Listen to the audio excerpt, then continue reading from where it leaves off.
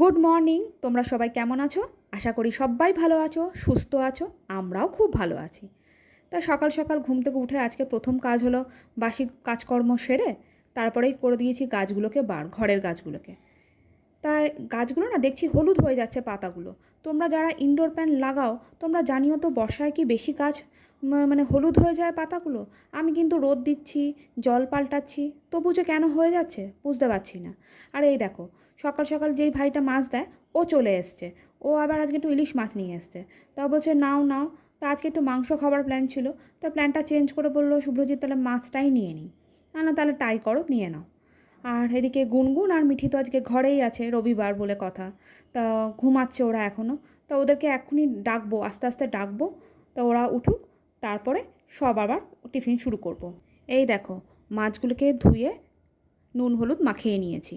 আর এদিকে গুনগুনকে আর মিঠিকেও তুলে দিয়েছি। এত দেরি করে, রবিবার বলে এত দেরি করে ওঠে না, কি আর বলবো। তা মাছগুলো আগে ভেজে নিচ্ছি। আজকে একটু বেগুন আলু দিয়ে ঝোল করব। আমাদের সবারই বেগুন আলু দিয়ে ঝোলটাই বেশি ভালো লাগে যেন। ইলিশ মাছ না সর্ষে দিয়ে খেলে খুব অম্বল হয়, সেজন্য রাতেও খাওয়া যায় না। সেজন্য ওই দুবেলার কথা চিন্তা করে সেজন্য বেগুন আলু দিয়েই ঝোলটা করি। তা আমার এদিকে আলুটা ভাজা হয়ে গেছে, এদিকে বেগুন ভেজেও রেখেছিলাম। তা কালো জিরে কাঁচা লঙ্কা দিয়ে একটুখানি মাছের ঝোলটা করছি। আর ওদিকে দুই বোনকে পড়তে বসিয়েছি সামনের ঘরে। তা ওরা পড়ছে, তা চলো দেখি কি পড়ছে না কি করছে, একবার করে মাঝে মাঝে দেখে আসি। মিঠি পড়ার নামে খেলা চলছে, দেখতে পাচ্ছ? আর মিঠির পাশে ওই এক ঢাল জামা কাপড়, ওগুলো সব রোদে কেচে রোদে দিয়েছিলাম, শুকিয়েছি, এখনও ভাঁজ করার মতন সময় হয়নি। মিঠি কিন্তু খেলে যাচ্ছে। মিঠির দিদিও পড়ছে, পড়ছে কম, ফোন দেখছে বেশি। মিঠির দিদির বাবা মাকে হ্যাঁ, তোর মা দেখুক না, সঙ্গে আরও সবাই দেখুক লোকে। দেখো, ও আবার আমার দিকে তাকিয়ে আছে, ও আমাকে ভয় দেখাচ্ছে। কিন্তু আমি ওর মাসি, আমি কি ও ভয় পাবো ওকে? তোমরা জানিও আমার কি ওকে ভয় পাওয়া উচিত? দেখছো আমাকে ভয় দেখাচ্ছে।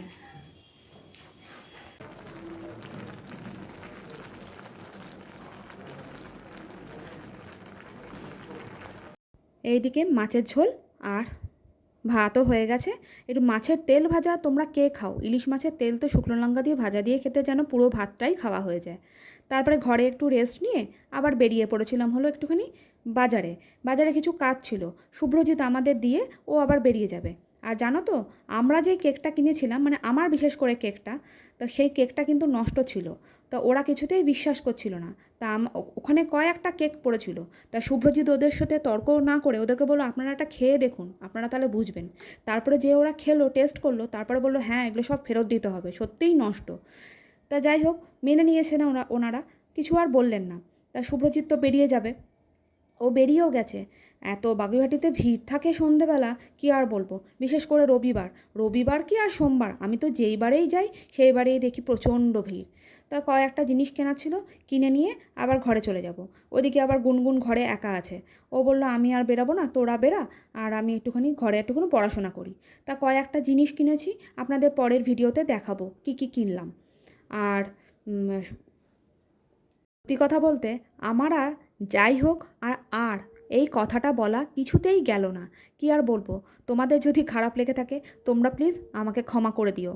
তা যাই হোক, এবার বাড়ি ফেরার পালা। আর কি কি কিনেছি তোমাদেরকে নেক্সট ভিডিওতে দেখাবো। তা যেই না রিকশায় উঠেছি সেই হয়ে গেছে জ্যাম, কি বলবো, এত ভিড়। আর সামনে একটা বড় ট্রাক দাঁড়িয়ে গেছে, সে আর যায় না। ওই দেখো ট্রাকটা দাঁড়িয়ে আছে, তো দাঁড়িয়ে আছে, ওকে যে কেন ভিড়ের মধ্যে ঢুকতে দেয় জানি না। তা যাই হোক, তোমাদের যদি ভালো লেগে থাকে একটা like, comment, share and subscribe করতে একদমই ভুলো না। আর কমেন্ট করে জানিও ভিডিওটা আমার কেমন হচ্ছে। তো এখনকার জন্য এখানেই শেষ করলাম। তোমরা সবাই ভালো থেকো, সুস্থ থেকো, সাবধানে থেকো, আর সকলকে ভালো রেখো। এখনকার জন্য টাটা, গুড নাইট।